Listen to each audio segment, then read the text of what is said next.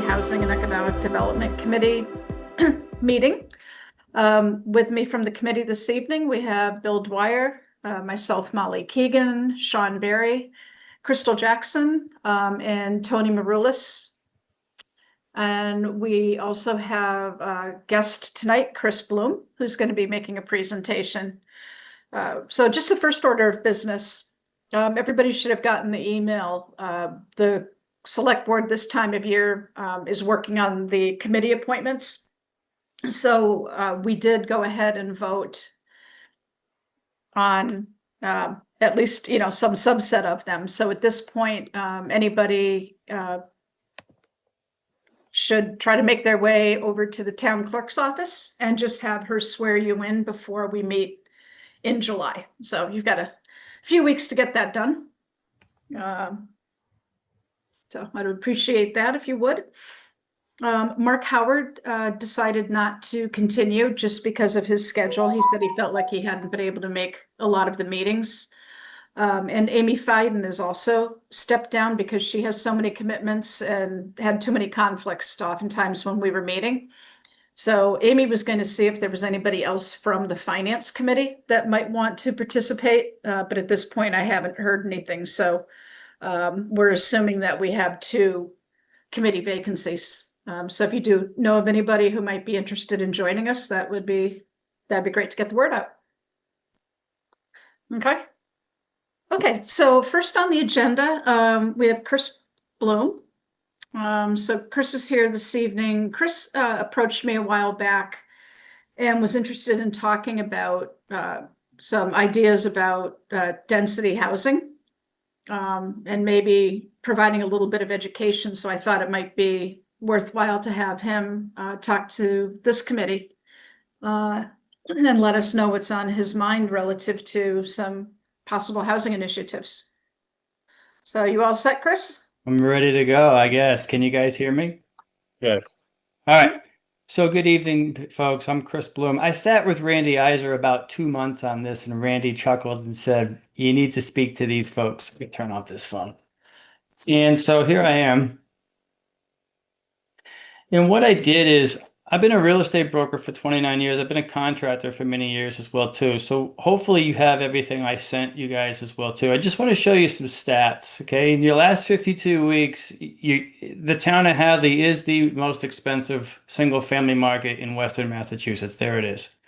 It beats Amherst, it beats Northampton, it even beats the world famous Long Meadow. Okay. The only way you're going to ever build what we call blue collar workforce housing, and I sat with Amherst 10 days on this, and I thought they had it, but they didn't get back to me, which was kind of a surprise, is you're not going to change the costs for materials. The only chance you have of making this any feasibility is making lot density smaller. Now, if we go quickly to item D, I beg your pardon, item E, you'll see this is a direct email to me from Alan Weiss from Cold Spring Environmental, who frankly, in my opinion, is the most sought after, well-educated and desired sanitary expert here in Western Massachusetts. Now, I knew this, but a lot of people were looking at me saying you're wrong, and now people are saying you're actually right. When you have Chris, lots... Can I just stop you for a second? Sure. Were you wanting to screen share? Yeah, I'm not great with computers. I don't know how to do that. If you know how to do it, that's fine.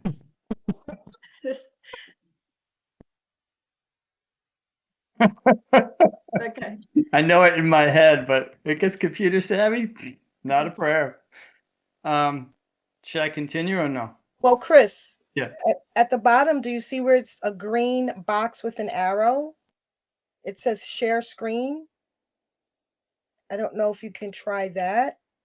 Green box with an arrow. It will say participants, chat, reactions, share screen, AI companion.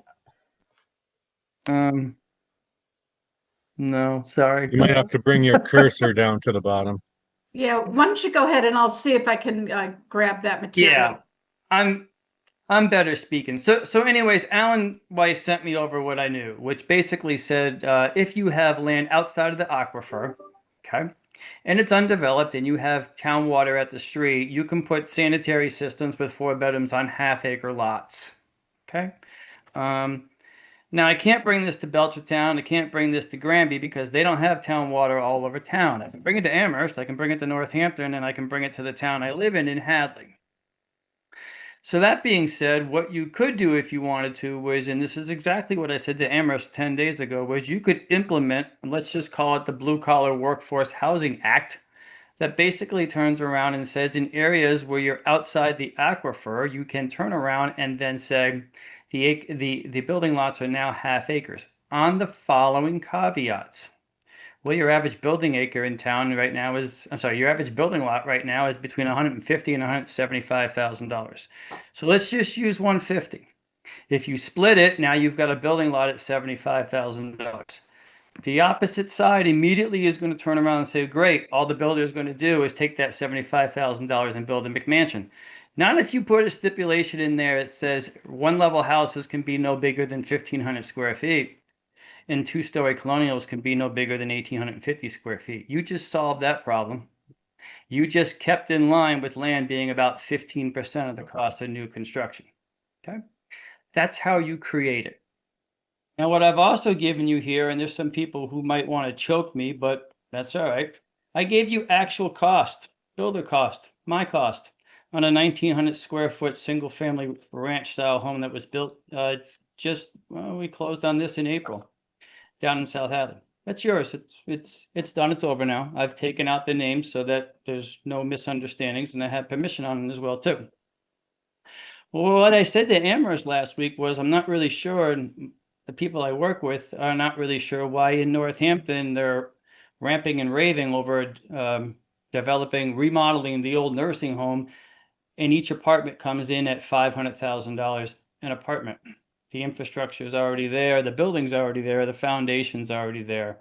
You got to ask why. And when I asked why, when I spoke to Wayfinders, they admitted that, yeah, it really is a prevailing wage job. So now you got a prevailing wage salary, prevailing wage labor cost, and you're getting the lowest amount of return on your investment. You'll see in item B, I actually show you the house print of the breakdown of item A. We can go buy it someday if you want. Then in Massachusetts, we have what is called the building code, 780 CRM. Used to be the 9th edition.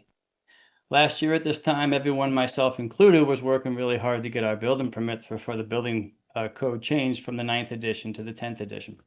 Well, what you'll see is you'll see a takeoff that says 9th edition, and you'll see this says 10th edition. And in it, you'll see it jumps $18,000, or roughly 15% overnight increase on sticks. So what do you have this year? This year you have what's called tariffs. Let's not talk about the guy in Washington, but right now you have what's called tariffs as well too. We got the same problem as well. The only way you're going to stop, or at least try to make the monster on the street hiccup, that's called inflation, is to take your land and allow people, the free market enterprise, to develop for people that need blue collar workforce housing on half-acre lots outside the aquifer. You've got areas in Hadley that are outside the aquifer. Myself and Randy have already looked at it. Then you go to rentals, which is what we call item D. We could spend all night on rentals, but for make a long story short, you got people who are willingly renting at $1,000 per month per bedroom. Renting does nothing for anyone. It gives them the right to be in a place for a certain duration of time. Home ownership is a different story. And folks, I say this in the nicest way. I'd like to see you do something like this. I've talked to other municipalities, but in all fairness, it doesn't really hurt me, if you will, or matter to me if you do or don't. I live up here in the north end of town. My mortgage is paid off free and clear. It's public record, look it up. So, I mean, that's how I control housing inflation. I own my house, but not not everyone does. There's 3 types of people that live in housing. People who own the house, they own it free and clear. People that own the house with the bank, that's called paying a mortgage. And people who rent the property and have the right to stay at a spot, a location for a certain duration of time. The rentals do you no good. But a lot of people are doing everything they can to obtain rentals at any cost And now you're starting to see people buy property in this area from the eastern part of Massachusetts. And if you read the deeds every night like I do, you see a lot of times they're buying them cash.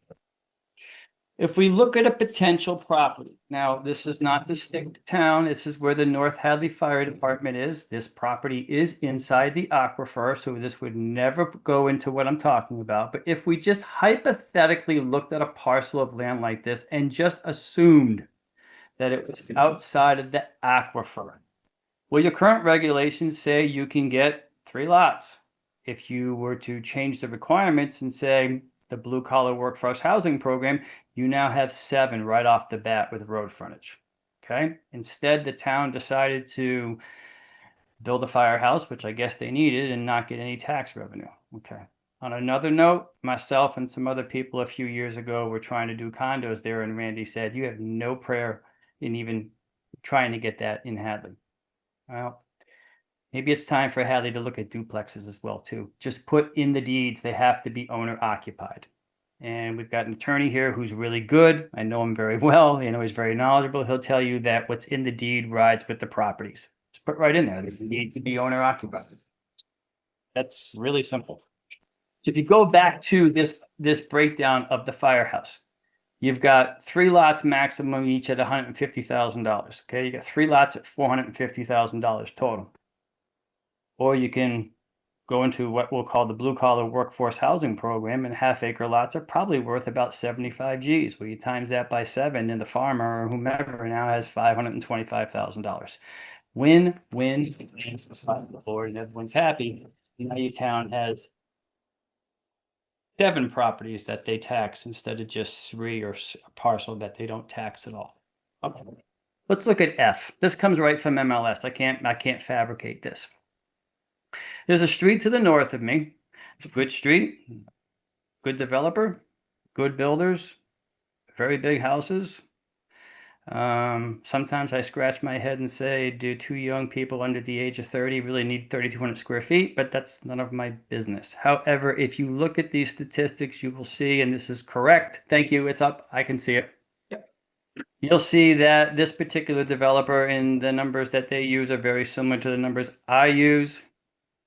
They're using about 14% of the land cost. So do the math.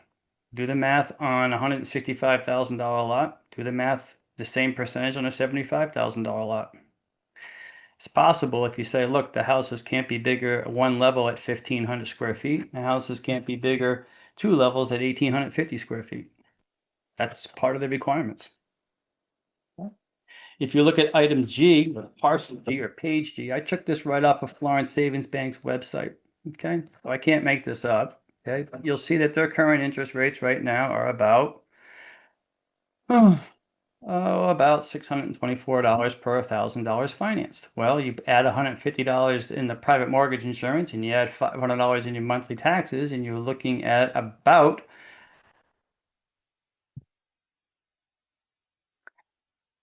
a principal interest taxes insurance of $3,770 a month.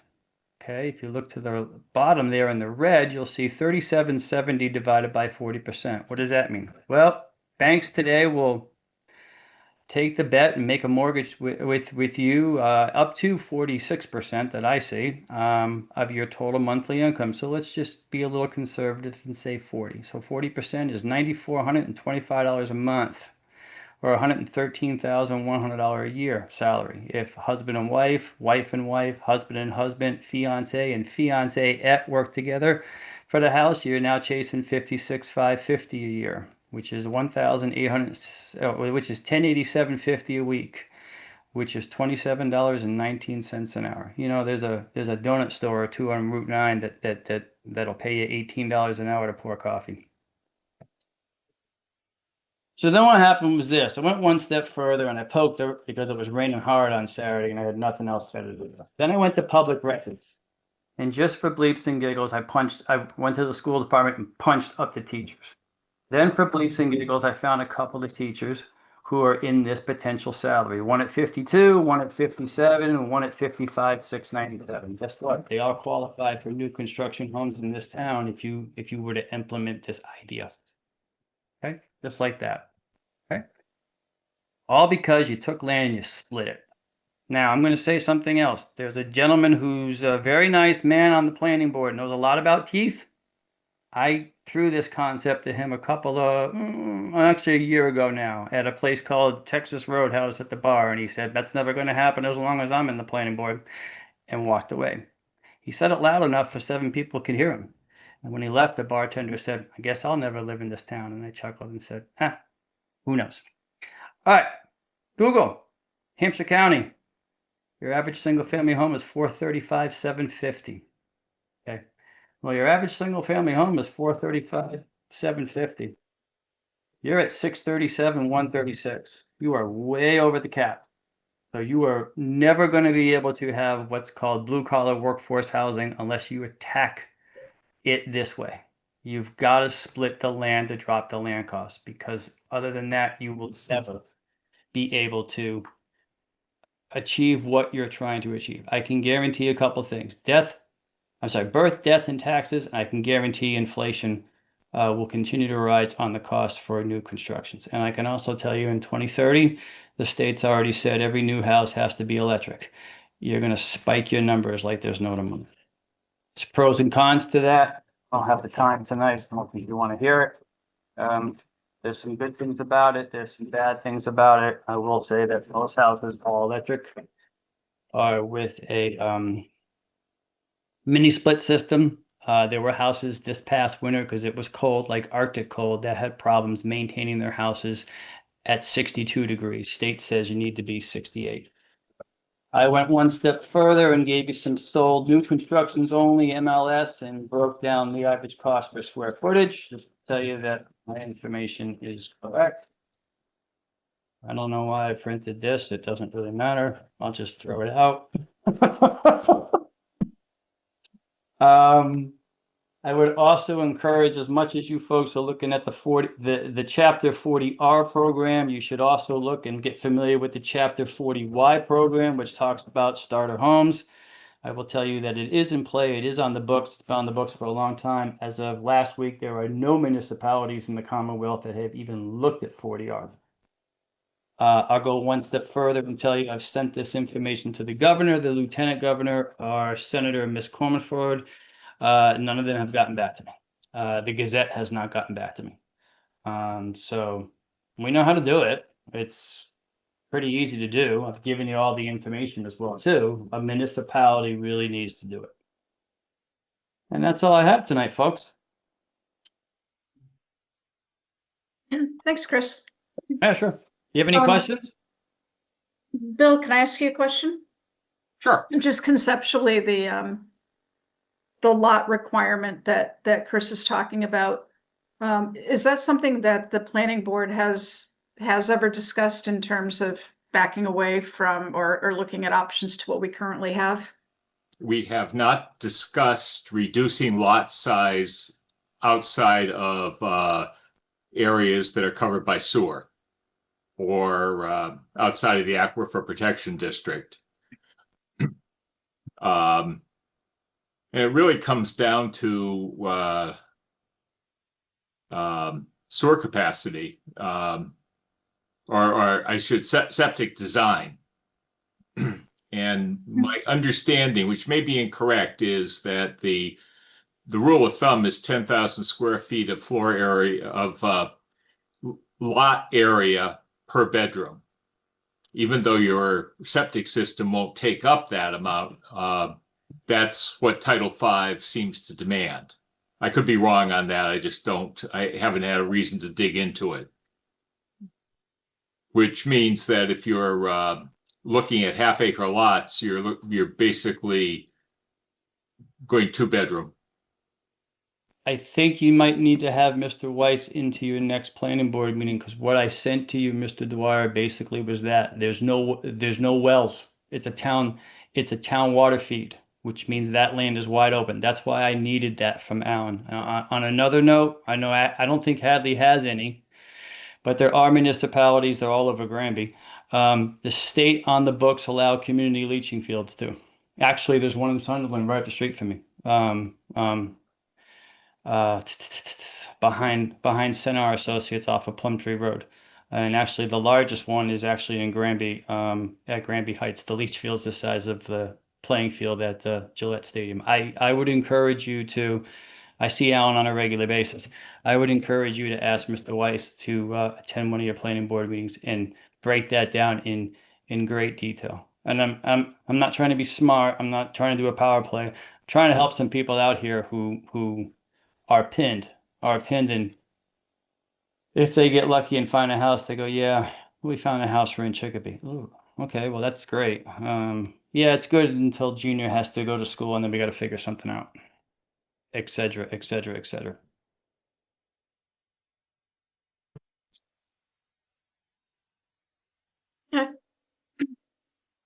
Anybody have any specific questions for Chris? So, yeah, I do. How are you going to get around no zoning ordinance shall regulate or restrict the interior area of a single-family residential building? How am I going to? Chapter 48, Section Haven't- 3. Haven't even thought about it. I'm just trying to give you guys ideas to see if people can own home ownership. So good question. I haven't even looked at it. I know in the town of South Hadley, and Capra from the planning board really gets it. They're working on something similar to this, and they're working on what's called a small PUD similar to Albert Place Community. Albert Place Community to this day is still the finest development that's been done in Western Massachusetts in the last 45 years. It's a 0-lot single family development. It came in affordable. It's still affordable to this day. When they come on the market to this day, they're all under $400,000. And the belief back then with some people was it's going to affect the values of the larger homes. It's absolutely foolish. Just go down Misty Court in South Hadley. Just go down Spring Hill in South Hadley. Just go down all these streets. And you'll see these very large mansions, similar to what I see in the north end of Hadley. Yet right across the street is the forgive me, Section 8 housing is how I'm going to say it. But as far as 48, sir, I haven't even gone into that. I'm just here to give you guys ideas. Okay. Well, unfortunately, from our perspective, that's a non-starter if state law won't let us do it. That's not to say that a developer can't choose to put in smaller units, and that's fine. But we can't say we can't limit the size of a single-family residential building. I would think from a business standpoint, yeah, it's just an idea. Yeah, no, I appreciate it. I'm just saying it's one of those. There are aspects of. Well, I sometimes describe the development process as a machine built by engineers who aren't speaking to each other. And it's one of those things that it's there probably because some town tried to put a similar restriction on size, and some developer with a good good relationship with his legislators helped the general court see the error of that way. Yeah, good point. Kind of like Mr. Zuckerman 20 years ago. I remember that too. Good point. I don't know, sir. It's just a thought from a math standpoint. That's the way to make it work. But didn't even go into 48. Yeah, well, we certainly can accept a developer who is willing to build smaller, and that would probably be more economical for the developer. So it's a realistic possibility. So if Randy Iser came to you and with a proposal on half-acre lots with town water and private sewer, you're telling me that the planning board would be inclined to approve that? Well, doesn't matter. It has to go to town meeting either way. You're telling me that when it's all said and done, the potential developer or investor would get an approval on that? Yeah, it's possible. if someone came in with a parcel of land they wanted to develop, which we've seen before, Mhm. and say, if only the bylaw would allow me to do this, that, and the other thing, I could develop this in a certain way. And we have in the past cooperated to try something different. Okay. It's good to know. Thank you, sir. But it still has to go to town meeting, and it still has to get a 2/3 vote of Randy those said who- that. those who elect to attend that night. Yeah, Randy said that. Randy said that. That's why he told me to come pitch my idea to you. That's all. Yeah, I Any mean, other go ahead. well, I was just gonna say, I mean, I think certainly something this group is, this committee's talked about before is, you know, as you describe it, Chris, this idea of whether you want to call it, you know, workforce housing or blue collar housing, I think it's probably one of the biggest challenges, that we have in town right now. And certainly, you know, the housing production plan, that was done, you know, there were a number of survey responders who, you know, articulated that, saying that, you know, they're come from a household where both people are working, but there's no way that they could afford to buy in Hadley because of the price point. So, I mean, I certainly would love to see some movement, you know, in terms of even just opening a dialogue about it. And Mm.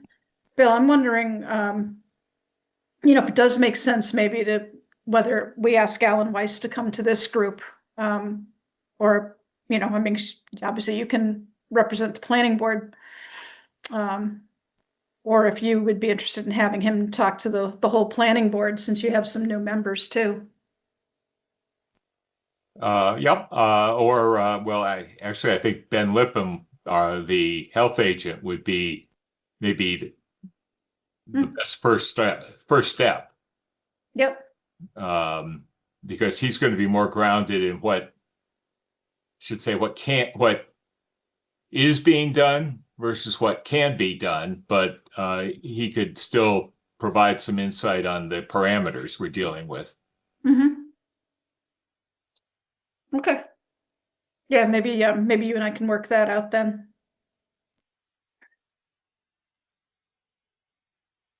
Okay.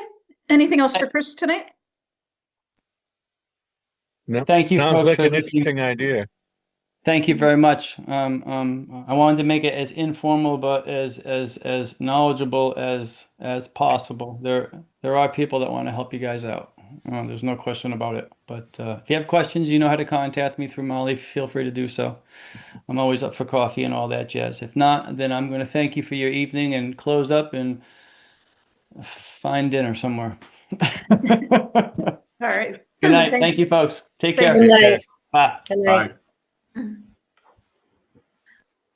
Okay, next on the agenda, so we have a standing placeholder for any updates with the university. And Tony, I think last conversation you and I had is that there's not likely going to be anything to report out on with the university until the fall. Is that right? I think that's right, Molly. You know, we have to have our meeting, yearly meeting with the chancellor, town administrator, and you. And once we have that, I think we'll have a little bit more to discuss. And as well, I think there will be other updates over the next couple of months that, you know, we'll be able to share from an economic development housing perspective as well. All right. Bill, you want to cruise us through the status of 40R? So I think since the last time our group met, the 40R committee did the presentations, the two presentations. Right. The 40R committee has sort of rejuvenated itself now that we have grant funding, and did two public presentations at the senior center, one on a Saturday and one on a Thursday night. Thursday night. Mhm. And excuse me.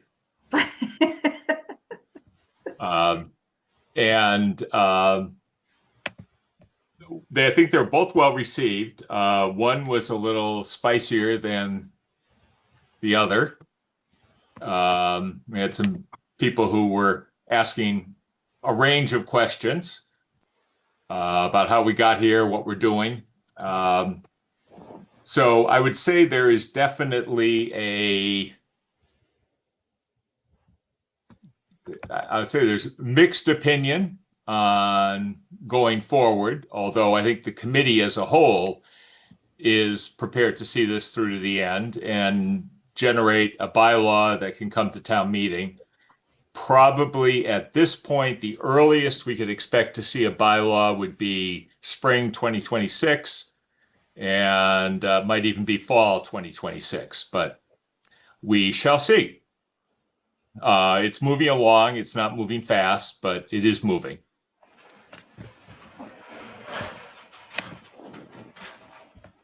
And that committee's meetings are on,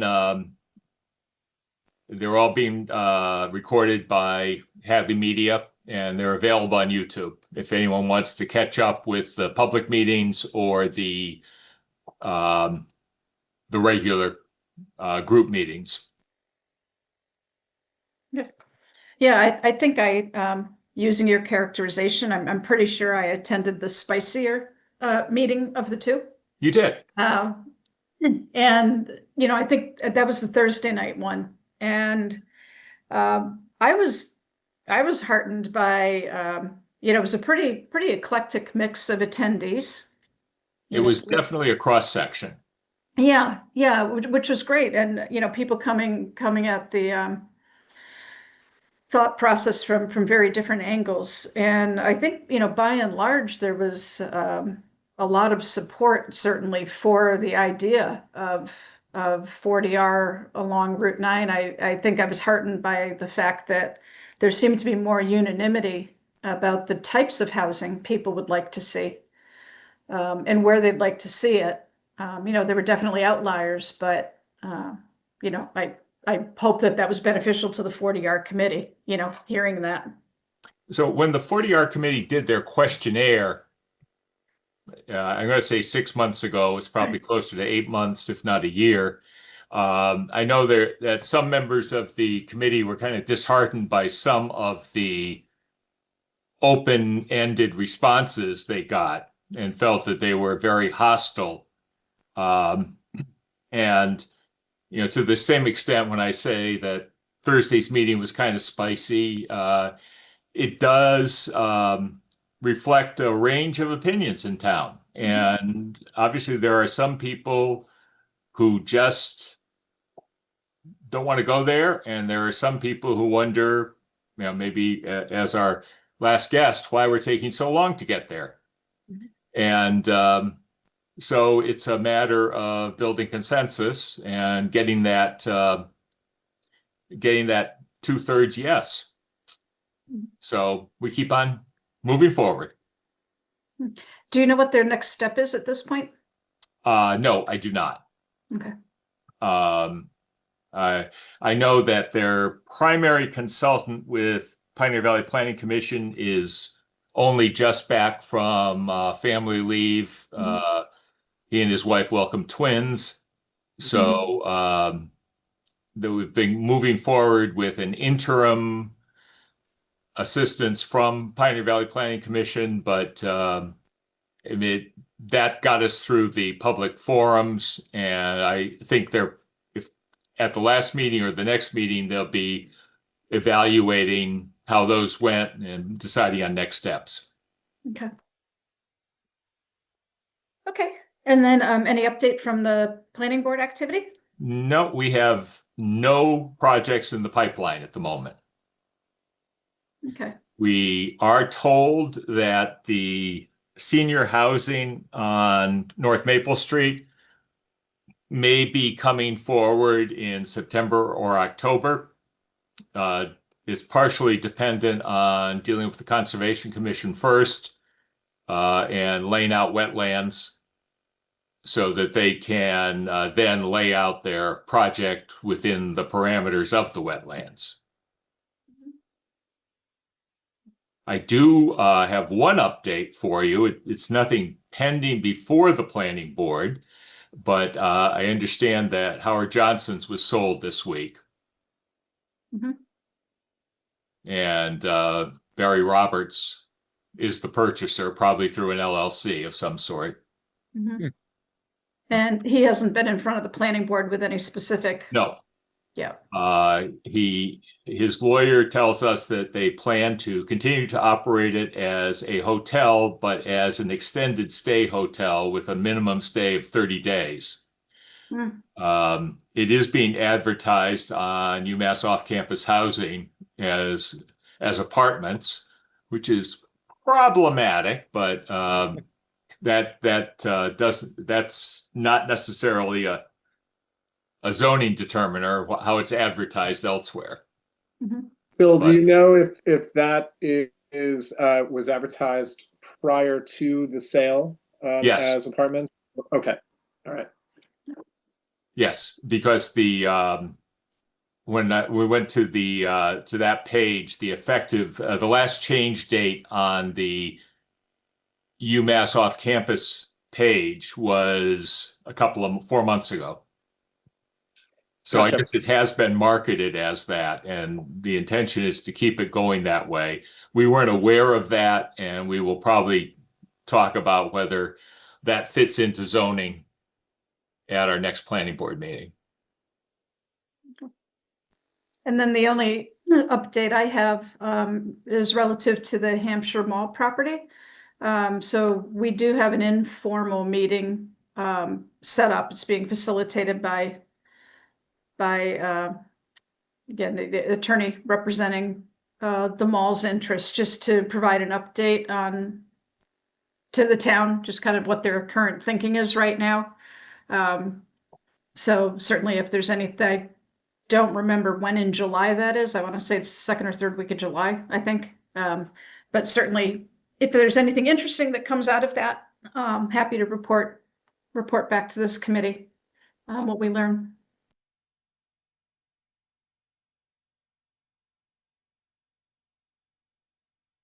Anything else tonight? No? Are there any particular topics that we haven't talked about tonight that anybody would like to see on a future agenda?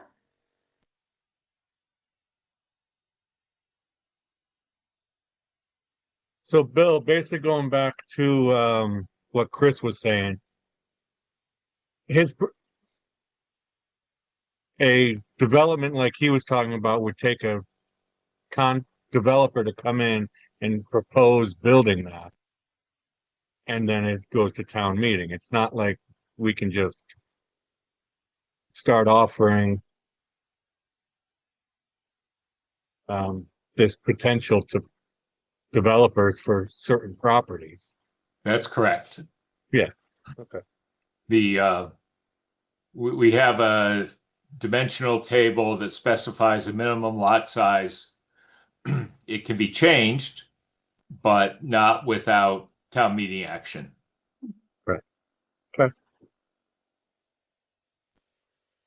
Sitting The on good a humble news land is- we don't know about, Sean? No. So the good news is that the select board, in its infinite wisdom, decided to put zoning articles in the square in the middle of the town meeting warrant rather than at the tail end. Yeah. So You're welcome. it did seem to go very smoothly. It did. People get tired and cranky after 9:30. Well, they do. Yeah. That's So, why there's snacks in the back. If we could just get town meeting to start earlier. that Yeah. would be excellent. So basically, any other questions regarding Econo Lodge or the project across from Nissan that's tabled for now, correct? There is nothing before us. Okay. There are concepts. At the Econo Lodge project, as soon as they get their financing, they are free to proceed. Okay, They have all their approvals. They just don't have the money to make it happen yet. That's great. Mhm. As far as the projects at the Village Barn Shops, nothing has been filed. No application has been filed. That's when I referred to someone comes to us with a concept, we can work with them. That is one of the concepts that someone brought in and said, if we could build denser, higher, Right. we could make it more available. Hmm. So we gave it a shot. And no one's replied yet. Well, the people who proposed it basically got what they requested, Hmm. but they did not have a plan ready to file. Oh, okay. So they had a concept Right. that proved out what they needed by way of dimension, number of units per acre, and so on. Right. They had a proof of concept, but they don't have a formal application. Okay. Yeah. That was my wonders, because I think the last time that I was notified or know about was that this entity did submit the formal proposal. I thought that they were going to submit more information, but right now the only thing they have submitted is the proposal for the usage of the land. Right, just a concept plan, Just the not concept, not even anything else. not a permitting plan. Yeah. Okay. And then you mentioned the land on North Maple that Barry Roberts purchased, that we're still in limbo with that, correct? Right, it is zoned to allow. That's again an example of someone who said, if the zoning changed, I could do this there. Okay. And we proceeded to bring that to town meeting. Okay. Town meeting approved the change, but he has not come forward with formal plans as yet. Although he's far from idle. If you read the Gazette, he's got a few things going in Amherst, a few Yes. big things going in Amherst. Mhm. And I know he wants to move this forward, but you have to deal with the Conservation Commission first to be sure. He has a concept of where the wetlands lie, but until the Conservation Commission agrees with his engineers, it's not set in stone. Right. Right. So that's where he is now. I believe he has filed something with the Conservation Commission or is about to file something with the Conservation Commission.